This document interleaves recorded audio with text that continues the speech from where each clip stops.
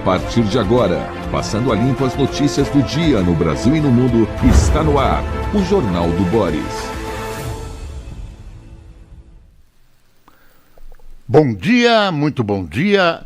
Está no ar o Jornal do Boris. O Jornal do Boris é um sobrevoo pelos principais acontecimentos do Brasil e do mundo a partir das primeiras páginas dos jornais. O noticiário político está aí, as coisas estão acontecendo na área nacional e especialmente internacional, mas o noticiário está obliterado, eclipsado pela Copa do Mundo. E está aqui a primeira página do Estadão. Petróleo cai após acordo de paz, apesar de arestas entre Irã e Estados Unidos. Eu não sei se é correto chamar de acordo de paz, porque este é um memorândum, não é um acordo, não tem uma finalidade de preservar, é um corredor, um caminho. São 60 dias em que serão discutidos os termos de um acordo de paz. Então, isso abre imensas portas, mas não é um acordo de paz. Tem gente insistindo que acha que esse é um acordo de paz. É um caminho para um acordo de paz. Tem muita coisa a ser discutida. Estados Unidos dizem que Hormuz está aberto. Irã fala em taxa marítima após acordo. Estreito é rota de parte da produção de petróleo mundial. Cotação do barril Brent cai 4,5% com expectativa de formalização do acerto. Vamos ver o valor. O valor tem um anúncio do Bradesco enorme na primeira página. Aqui está o valor. Líderes empresariais focam longo prazo e competitividade em meio a incertezas. Premiados do Executivo Valor revelam suas receitas para que continuem a entregar bons resultados. Trump diz que já assinou acordo com o Irã, na verdade, a manchete que seria principal, essa manchete está tomada por uma iniciativa do próprio jornal. Gestores entre a cautela e a ousadia, o manual de sobrevivência para crises, toda essa questão analisada por essa organização, organização do valor. O manual de sobrevivência para crises. Queria ler esse manual. Bom, tá aqui a Veja. Após PGR rejeitar segunda delação, Mendonça vai decidir o destino do Vorcaro. Você imagina o que está acontecendo nos bastidores? Eu vou te contar uma coisa não confirmada, insisto, não confirmada, mas nos bastidores esse rumor é intenso. É o seguinte: Vorcaro não faz a delação de propósito. Por quê?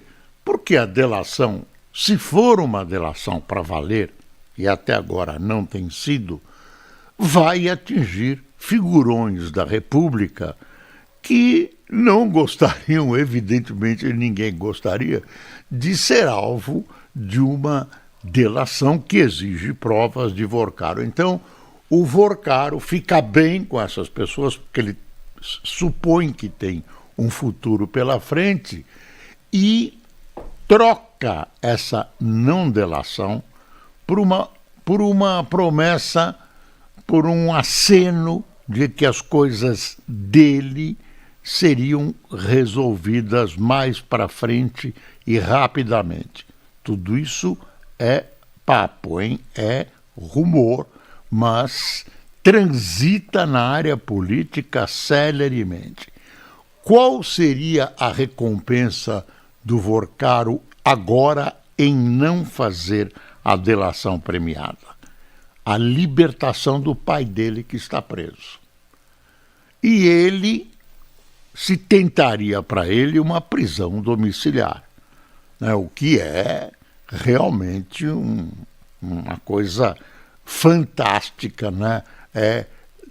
Seriam as alças do caixão, né, do STF, mas tem gente que imagina isso.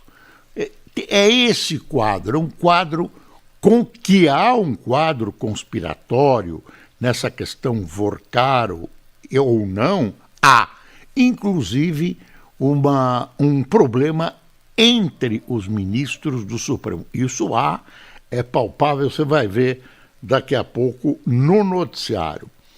Então deixa eu ler o que a Veja tem aqui. Devido ao fracasso das negociações, ele poderá ser transferido da Superintendência da Polícia Federal. Aí iria para Papuda. O que não é nada agradável, muito pelo contrário.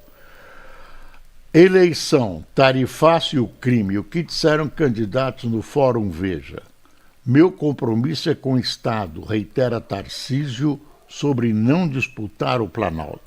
A decisão da Justiça sobre a prisão de jornalista perseguido por Carla Zambelli. Enterraram o assunto, acabaram com o assunto.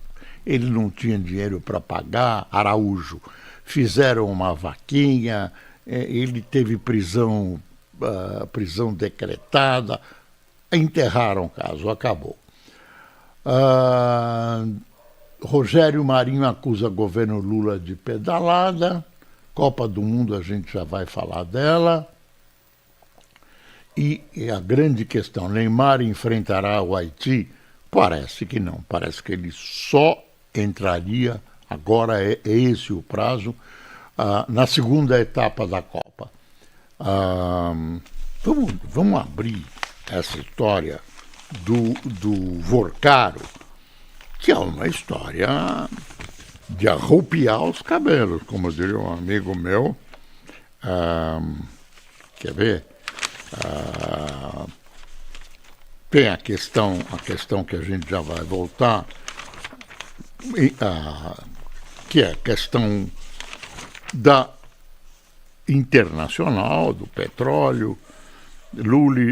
Nunes Marques libera processo contra políticos do Centrão para votação. PGR rejeita a segunda proposta de delação de Vorcaro e fecha o cerco ao banqueiro.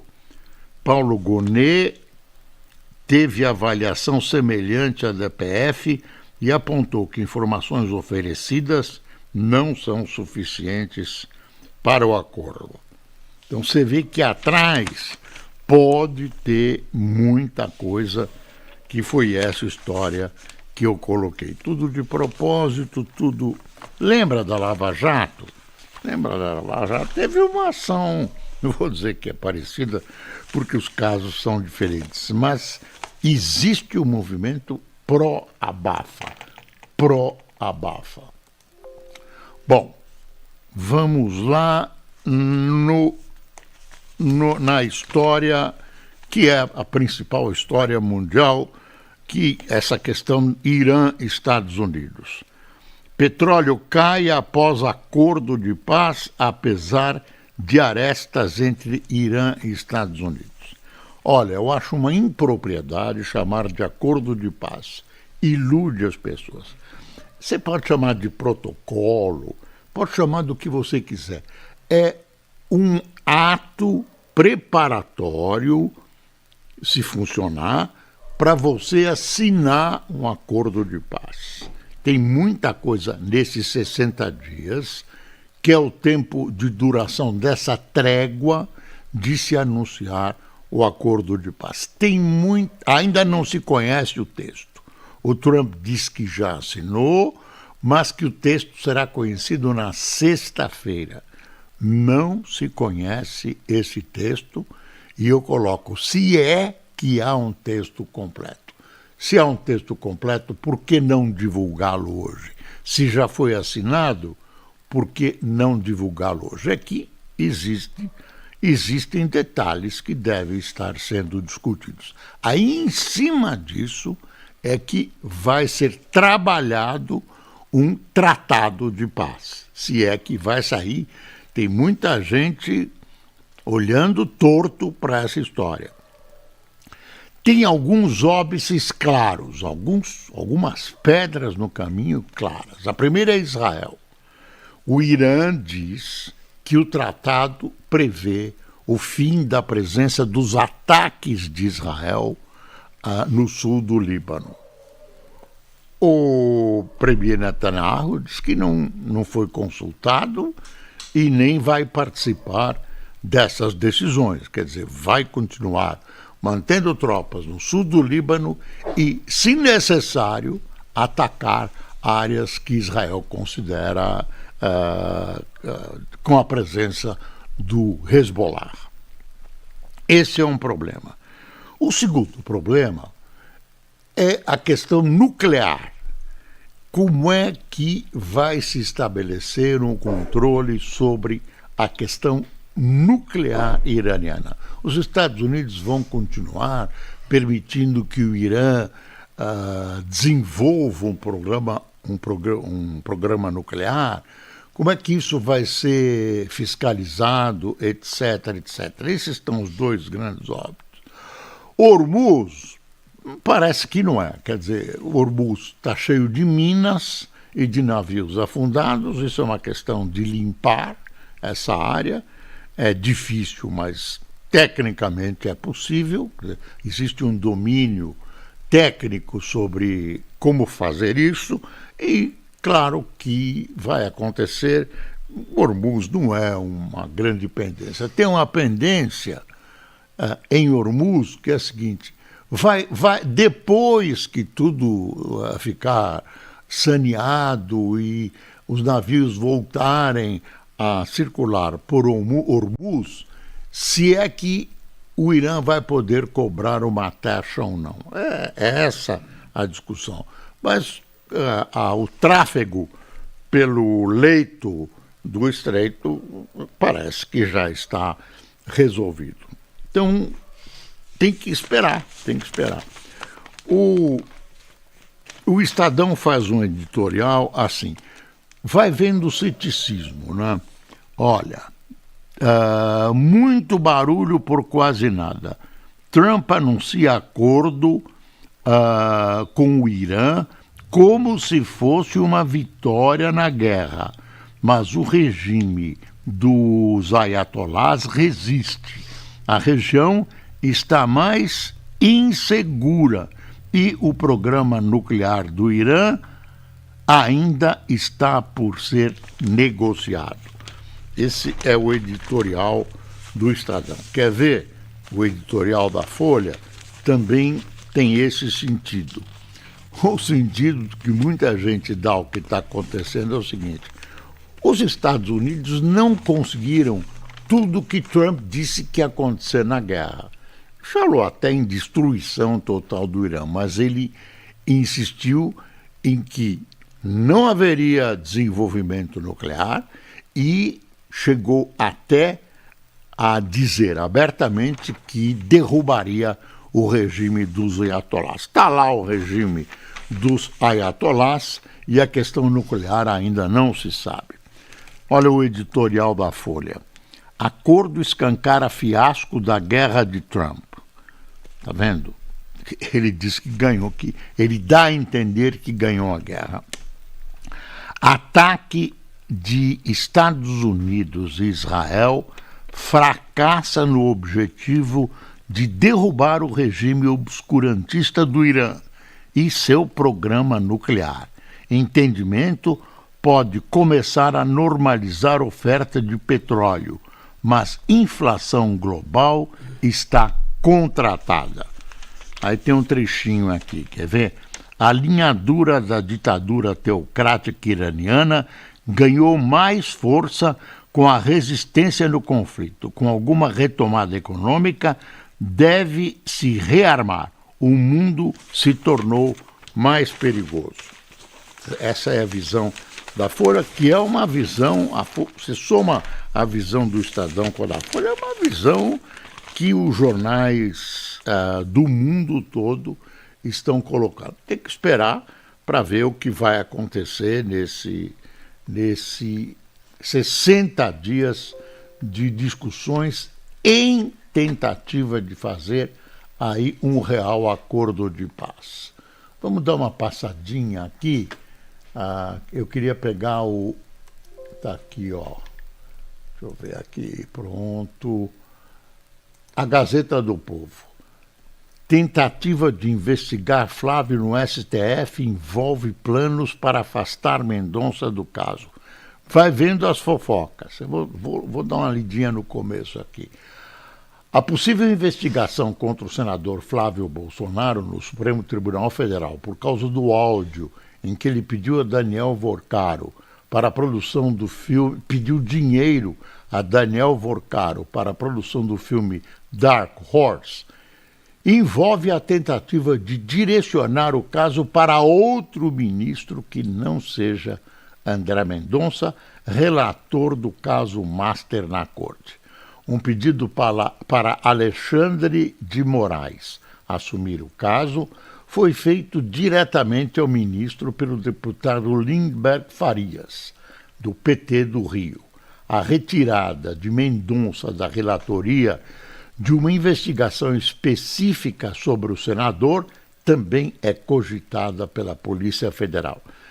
E aí por diante, né? Também na questão do Vorcaro em si, do processo dele, como eu disse no começo, tem problemas e graves. Bom, de repente a gente pode voltar a esse assunto. Vamos ver a primeira página do Globo, que eu não mostrei. Globo. Acordo Estados Unidos-Irã anima mercados, mas Israel mantém ação militar no Líbano. Isso aqui é uma foto bonita, mas triste, de um bombardeio que a Rússia manteve contra Kiev e acertou uma catedral ortodoxa chamada da Dormição, que é patrimônio universal da Unesco. Dá uma espiada, a catedral em chamas. Michele quer pedido de desculpas para aderir à campanha de Flávio. Vai ver como a coisa está pegando fogo. Lula declara apoio ao adversário de pai de Hugo Mota na Paraíba. Olha que o Hugo Mota já não vai gostar. E o Hugo Mota, desculpe, aprovou nesse período, agora nesse período eleitoral, votação remota. Quer dizer, avacalha de vez, votação remota. E o Campeonato do Mundo, você está acompanhando? É importante. Ontem teve um jogo digno de nota, que é Espanha versus Cabo Verde. Cabo Verde resistiu bravamente, empatou 0-0, né? E surgiu um personagem que é o goleiro de 40 anos de Cabo Verde, que segurou a Espanha. Como é que ele chama? Vozinha é o apelido dele, eu quero saber o nome dele. Não, sabe sim, ele tem o nome de um já é batizado como o nome de um jogador da seleção brasileira, de uma das seleções brasileiras. Mas o Vozinha tem esse apelido porque ele era pequeno e quando brincava com a garotada lá, jogava futebol na rua dele, qualquer coisa ele falava que morava com a vozinha, não morava com os pais. Josimar, em homenagem ao Josimar da seleção brasileira. Aí ele ia reclamar com a vozinha, ele ganhou esse apelido, vozinha, vai reclamar com a vozinha, e o vozinha deu, olha, é só vozinha aqui na primeira, olha o vozinha aqui, virou, e ele tinha 300 mil, 50 mil assinantes nas redes sociais, no Instagram, né? E foi para 4 milhões, assim, de um dia. Quanto? Já 6 milhões e meio, me diz o Cássio. Esse é o... Tá aqui, ó. Muralha, vozinha. Jogador ganha 4 milhões de novos seguidores. Olha aqui, ó. Esse vozinha é uma figura da Copa. Já é figura da Copa. Eu me penitencio, porque eu pensei e falei ontem que Cabo Verde ia tomar uma enorme goleada. Pensei que ia ser a maior goleada já acontecida no universo. E Cabo Verde, que é pequenininho, resistiu. Eu sei que a gente tem muito espectador em Cabo Verde. Eu já estive em Cabo Verde, tenho amigos lá, né? Levei uma desfeita uma vez numa entrevista de uma cantora, Cesária Évora, de Cabo Verde, que no meio da entrevista resolveu parar de responder as minhas perguntas. Era ao vivo na Record e no final da entrevista falou algumas coisas na língua de Cabo Verde que eu não entendia. A tradutora disse: olha, está a dizer que é muito bonito, que foi uma boa entrevista, que gosta muito do Brasil. Depois me ligaram de Cabo Verde dizendo: Boris, tu não sabes. Ela disse o seguinte: pô, fala para esse chato acabar com essa entrevista logo, que eu quero ir embora. Ela já se foi, a Cesária Évora, uma grande cantora. No meio dessa entrevista falei: agora a Cesária Évora vai cantar pra gente a capela, o seu grande sucesso, Saudade. Eu disse: não vou cantar. Quase caí da cadeira.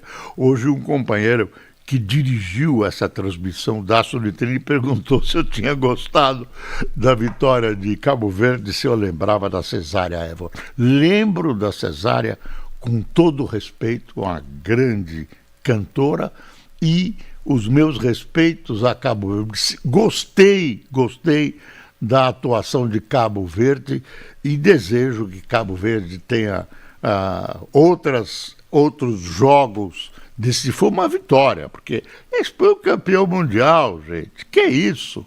Cabo Verde, nossa, futebol lá, Cabo Verde são 10 ilhas separadas, nossa, separadas entre si. Capital chama-se Praia, olha que nome bonito. Bom, ontem teve Espanha 0, Cabo Verde 0, Bélgica 1, Egito 1, Arábia Saudita 1, Arábia Saudita 1, Uruguai 1, Irã 2, Nova Zelândia 2. Todos os jogos empatados. Só para constar, hoje tem França e Senegal, Iraque e Noruega, Arábia Saudita e Argélia não. Quem joga com a Argélia, Cássio? Argentina. Eu anotei aqui, nem eu entendo a estreia da Argentina com Messi e tudo. Tá aí, a Copa do Mundo tá. E as emissoras estão brigando, né? O Estadão ontem lançou elogios à transmissão do SBT, né? Quem é que transmitiu no SBT? Jogo do Brasil, Galvão Bueno. E Galvão Bueno, poupando a garganta, estará transmitindo pelo SBT as demais partidas. Tem uma briga, a Globo já não é mais a dona do Campeonato do Mundo e tem uma emissora do YouTube, o Cazé TV. O Cazé é aquele apresentador da MTV, lembra? O Cazé está também fazendo isso. Quer dizer, democratizou, mas o crescimento do SBT entusiasmou o próprio SBT, que vai incrementar a propaganda a respeito da sua transmissão. Está nos jornais hoje, está nos jornais. Olha aqui, diretora do TSE não vê aumento de observadores dos Estados Unidos. Irã estreia na Copa sob tensão após acordo de paz. Não é Peru. Keiko lidera a disputa com 99% das urnas apuradas.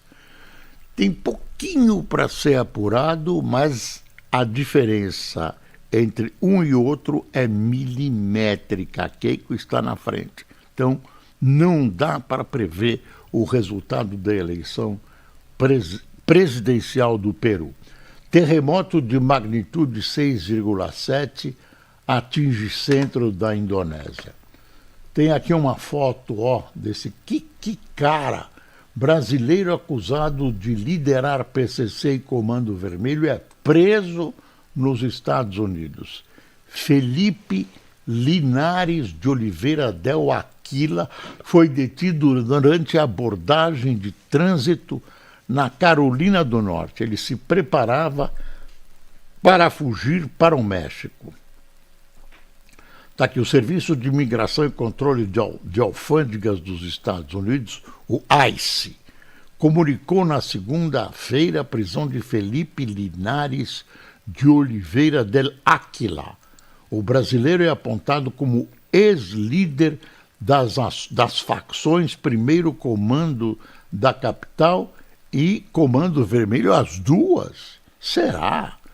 A detenção ocorreu no dia 5 de junho durante uma abordagem de trânsito na Carolina do Norte. Na ação, os policiais identificaram em que Aquila, também conhecido como Dom, estava em situação migratória irregular nos Estados Unidos e possuía um mandado de prisão internacional do Brasil. Aquila tentou fugir da abordagem, o que resultou numa perseguição policial. O brasileiro acabou batendo o carro com os veículos parados do trânsito e tentou continuar a pé, mas foi preso. No veículo, os policiais encontraram celulares, notebooks, dinheiro e uma pistola 9mm. Aquila anteriormente serviu como comandante do primeiro comando da capital e do Comando Vermelho.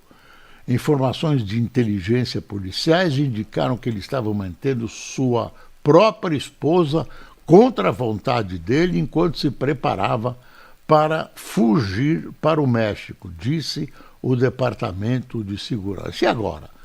Eu acho que vão, extraditar. Aí a prisão de Aquila ocorreu no dia em que Estados Unidos passaram a classificar PCC e CV como organizações terroristas. Aí tem toda uma história sobre essa designação ou não, e pronto.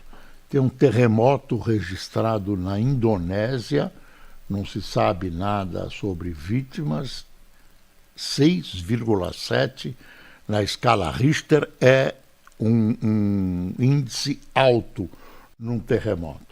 Câmara vota PL do governo federal que acaba com 6x1, que é, a meu ver, uma loucura, vai ocasionar problemas para as empresas, pode ocasionar situações econômico-financeiras graves para as empresas menores.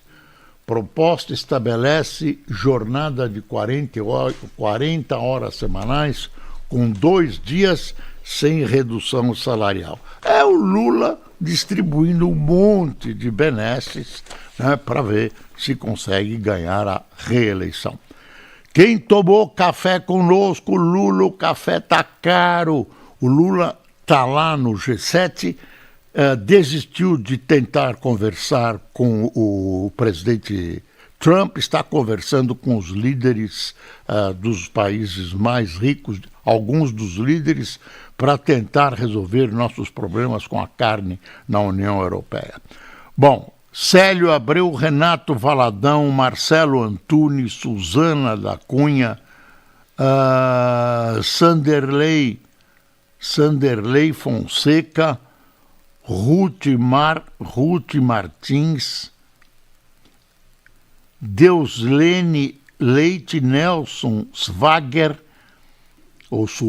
Sidney Lima, Moacir Salles Stefânia Sarota, Gideon Dutra, Edilma Santana de Miami, Luiz Antônio de Brotas, Luciano Parte de Primavera do Leste e Cacá Damásio do Rio de Janeiro. Pessoal, muito obrigado por sua atenção. Amanhã estaremos juntos, sempre lembrando que é preciso passar o Brasil a limpo. Bom dia.